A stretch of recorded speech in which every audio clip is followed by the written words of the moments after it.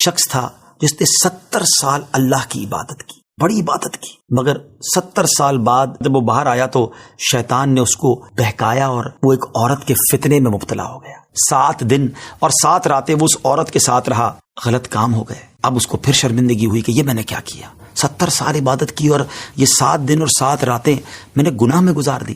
بڑا شرمندہ، بڑا نادم، قدم قدم پر سجدے کرتا جاتا، توبہ کرتا جاتا۔ اب چلتے چلتے چلتے ایک مسافر خانے میں پہنچا تو وہاں 12 مسکین لوگ پڑے ہوئے تھے، لیٹے ہوئے تھے۔ اس نے بھی جگہ بنائی اور ان کے درمیان جا کر خود بھی گر کر سو گئے۔ اب رات میں ایک شخص آیا جو ان کو کھانا دیا کرتا تھا، روٹی دیا کرتا تھا۔ ایک ایک کر کے 12 روٹیاں لے کر آیا تھا، اس کو پتا تھا یہاں 12 مسکین رہتے ہیں۔ ایک ایک کر کے سب کو روٹی دینے لگا۔ وہ شخص جو یہاں آ کر اچانک بیچ میں آ کر لیٹا تھا، اس کو بھی وہ مسکین سمجھا اور اس کو بھی روٹی دے دی۔ لیکن ظاہر ہے کہ اگر ترتیب سے روٹی دیتے دیتے آگے آئے تو آخری نمبر والے کو روٹی نہ ملی، کیونکہ یہ تو 13 ہو چکے تھے۔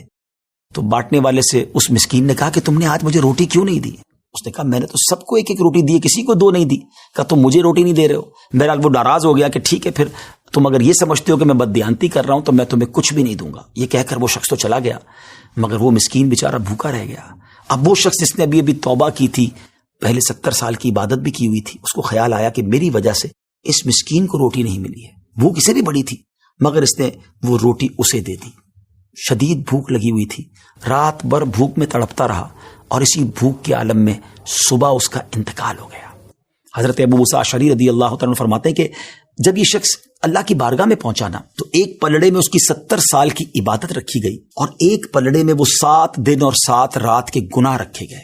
تو فرمایا کہ وہ گناہ جو تھے وہ 70 سال کی عبادت سے آگے بڑھ گئے، یعنی اب اس کے لیے گویا حکم ہو سکتا تھا کہ وہ جہنم میں جائے، مگر ان 7 دن کے گناہوں کے سامنے وہ روٹی رکھی گئی۔